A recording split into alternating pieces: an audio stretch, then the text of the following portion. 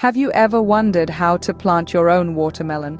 The idea of growing this delicious, juicy fruit in your own backyard is indeed an exciting one. Today we're going to explore the process of planting watermelons in a step-by-step manner. Firstly, it's important to know that watermelons thrive in warm climates. So, the ideal time to plant them is when the soil has warmed up and there's no risk of frost. That's typically in late spring or early summer, depending on your location.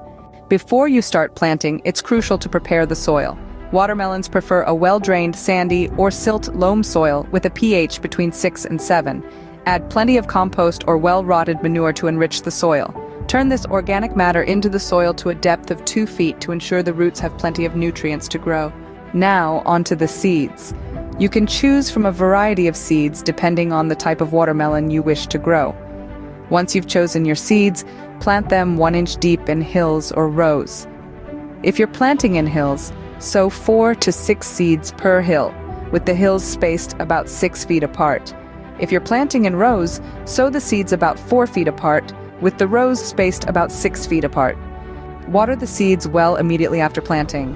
Keep the soil consistently moist, but not waterlogged, as watermelons have a high water requirement.